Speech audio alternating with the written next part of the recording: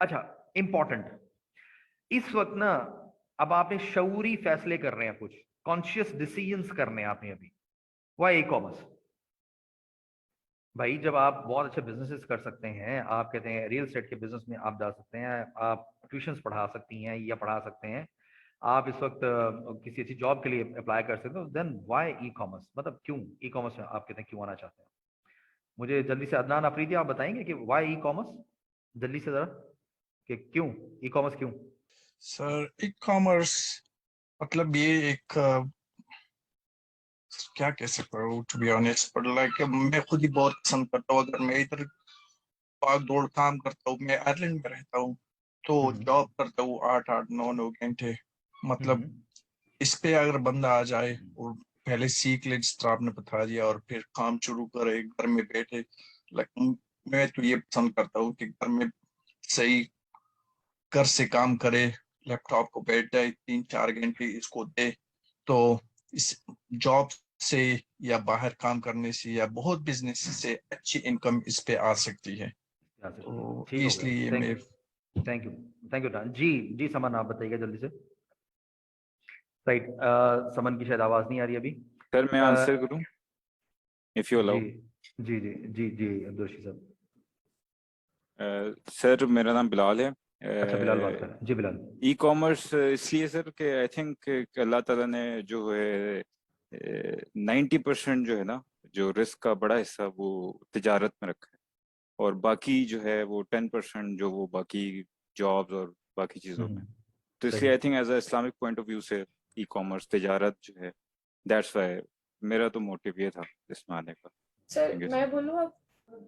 जी जी समन जल्दी से बताइएगा।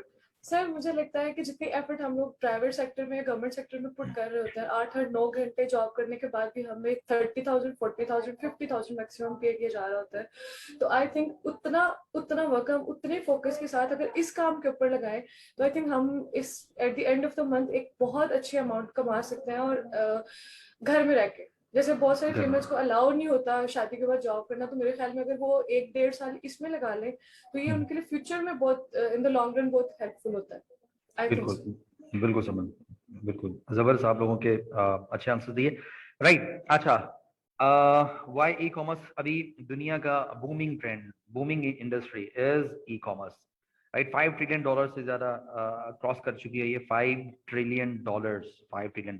राइट, इस वक्त कहते हैं पाकिस्तान में भी ये बूम पे है, बहुत तेजी के साथ ग्रो कर रही है। और सबसे इंपॉर्टेंट चीज कि कोविड में सब कुछ बंद था, बड़ी बड़ी एयरलाइंस तबाह हो गई, खत्म हो गई, बड़ी बड़ी कंपनीज बंद हो गई, बड़ी बड़ी ऑर्गेनाइजेशंस ने अपनी एम्प्लॉयज की सैलरीज कट कर दी।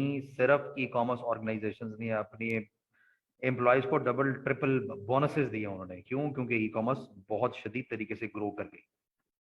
ठीक हो गया ना? Why e-commerce? अगर हम एक और चीज करें, why not e-commerce? E-commerce क्यों नहीं? जब हमारे सामने एक चीज है कि दिस इज दैट इंडस्ट्री कि जो मल्टी फोल्ड ग्रो कर रही है, जिसका हुजम $5 ट्रिलियन से ज्यादा क्रॉस कर गया हुआ है। दुनिया की number 1 company is an e-commerce company, और वो फास्टेस्ट वे में ग्रो कर रही है। पाकिस्तान में इस वक्त अभी आज से 4 5 साल पहले तक कोई करीम नहीं थी, कोई फूड पांडा नहीं था, कोई दराज को कोई इतनी इंपॉर्टेंस नहीं देता था, कोई ऑनलाइन खाड़ी से जाके बाय नहीं करता था, जे डॉट से कोई जाके बाय नहीं करता था। आज कहते हैं मतलब जबरदस्त तरीके से ऑनलाइन बाइंग हो रही। तो व्हाई नॉट ई कॉमर्स? जब ये इतना बूमिंग ट्रेंड है, इतना जबरदस्त ट्रेंड है, तो व्हाई नॉट ई कॉमर्स? ठीक है। अच्छा देखिए, आप सब लोगों ने ना इस वक्त एक सेशन ज्वाइन किया है, आप लोग एक अपने ऊपर एक इन्वेस्टमेंट करके आप लोग ने आके मतलब अटेंड कर रहे हैं आप इसे। वी नो कि आप इसमें सीरियस है, लेकिन हमारे सामने इस तरह के बहुत सारे एक्सपीरियंसेस हैं कि लोग आ जाते हैं, ज्वाइन करते हैं, लेकिन चीजों को उतने बड़े कैनवस में, उतने बड़े विजन के साथ देखते नहीं है, सोचते नहीं है। तो जब तक सॉरी, ये राइट माइंड सेट नहीं बिल्ड होगा, तब तक बोले रिजल्ट्स नहीं आएंगे। तो ये राइट माइंड सेट बिल्ड करना इतना ही ज्यादा इंपॉर्टेंट है जितना ईबे को इटसेल्फ सीखना। एग्जांपल देता हूं मैं आपको। हमारे ऐसे स्टूडेंट्स भी हैं जो सिर्फ एक सर्विस देके, eBay account creation and incubation service देके उनकी पूरी एजेंसी चल रही है इसके ऊपर। Account creation and incubation, only one single service. वो एक सिंगल सर्विस को उसने इतना यानी कि जबरदस्त तरीके से मैनेज किया, उसने प्लान किया, उसने एक यानी कि बिजनेसमैन वाली थिंकिंग से ये उसको लेके चल रहे हैं वो साहब कि वो एक सर्विस ही उनको अच्छा खासा पैसा दे रही। ठीक है, तो कहाँ अभी आपने इंशाल्लाह ईबे के अंदर विद इन ईबे आपने अभी बहुत सारी चीजें सीखनी है अभी आपने। तो अगर ई कॉमर्स के बगैर गुजारा नहीं है तो फिर why not to take risk of e commerce.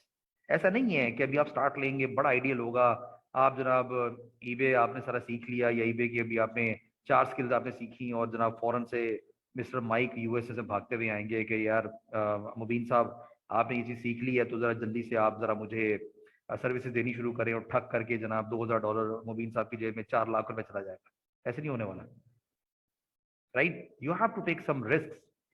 वो क्या रिस्क होंगे, वो क्या चीजें होंगी, ये इंशाल्लाह टाइम टू टाइम वो चीजें आपके सामने आ रही होंगी, but it is always better to take risk than to sit and मतलब एंजॉय, राइट। अच्छा, आप में से कोई मुझे बताएगा कि एक्सीडेंट से बचने का तरीका क्या है? एक्सीडेंट से बचने का तरीका एक मिनट मुझे बताएंगे बिलाल बाजवा, अगर एक्सीडेंट से बचना हो तो क्या तरीका कार है उसका, जल्दी से बताइएगा जरा। सर उसके लिए ये है कि हम प्रिकॉशंस यूज करेंगे, हेलमेट पहनेंगे, गाड़ी पे है तो सीट बेल्ट यूज करेंगे, एहतियात से चलाएंगे। ठीक हो गया, अगर हम एहतियात से हम चलाएंगे, राइट, जबरदस्त है। अलादाद खान आप बताइएगा एक्सीडेंट से बचने का क्या तरीका है?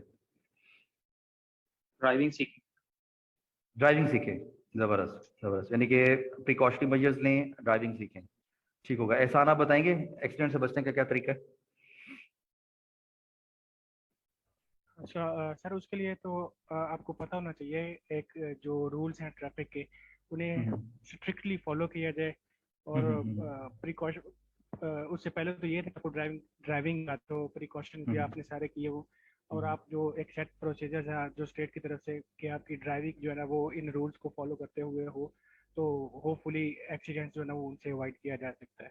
तो अकॉर्डिंगली या ई कॉमर्स में भी ऐसे ही है कि जो प्रोसीजर्स हैं उन्हें हम फॉलो करें तो इंशाल्लाह हम आगे बढ़ते जाएंगे।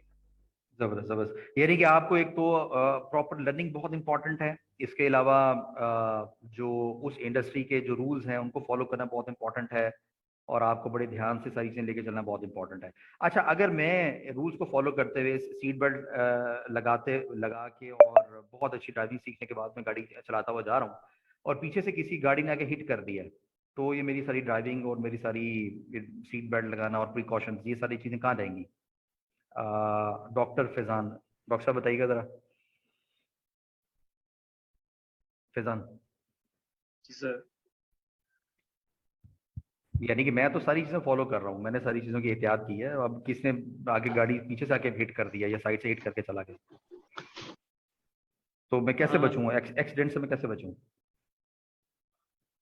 आई गेस के सर हमें खुद सीखने के साथ साथ दूसरों को भी शायद अनेबल करना चाहिए, गाइड करना चाहिए।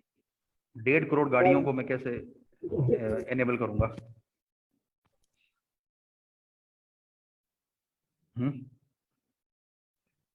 फैजान, राइट, ठीक हो गया। अच्छा, इन माय व्यू कि अगर आपने एक्सीडेंट से बचना है तो आप गाड़ी ही ना चलाएं। कोई डिसएग्री करता है इससे? अगर आप 100% एक्सीडेंट से बचना चाहते हैं तो उसका बेहतरीन तरीका क्या है? आप गाड़ी ही ना चलाएं। इसके अलावा और कोई मेथड नहीं है। आप रोड पे आएंगे तो देयर इज अ चांस, चाहे वो 0.0001% हो, but there is a chance. ठीक हो गया। अच्छा, मुझे उमर शहजादा आप बताएंगे कि तलाक से बचने का क्या तरीका है? उमर शहजादा।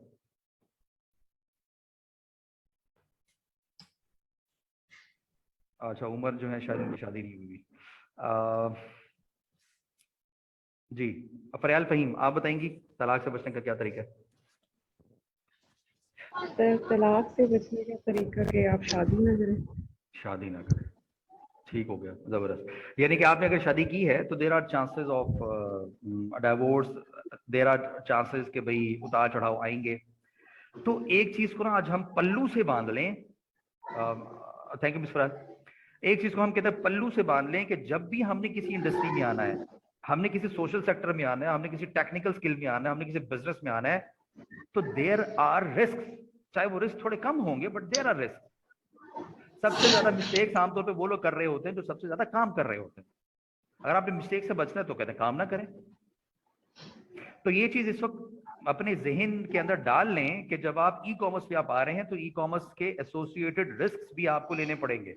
अगर आप में से कोई बंदा आर्मी ज्वाइन करता है, वो कहते हैं ट्रेनिंग पे जाता है वो, ठीक है, तो उसको वो रिस्क कहते हैं लेने पड़ते हैं जो ड्यूरिंग दी ट्रेनिंग उसके साथ हो रहे होते हैं, ठीक है। वो कभी अगर कहते हैं मोटर का गोला फायर कर रहा है तो बिल्कुल पॉसिबल है, कहते हैं वो जो मोटर का गोला है वो ऊपर जाने के बजाय थोड़ा सा आपकी तरफ आ जाए, देयर आर चांसेस, ठीक है। तो you have to be very much clear today, आज के दिन में आपको बहुत ज्यादा क्लियर होना है कि जो रिस्क आएंगे वो मुझे फेस करने पड़ेंगे, और मैं जितना ज्यादा फेस करूंगी या करूंगा मैं उतना ज्यादा इसमें स्ट्रांग होता चला जाऊंगा।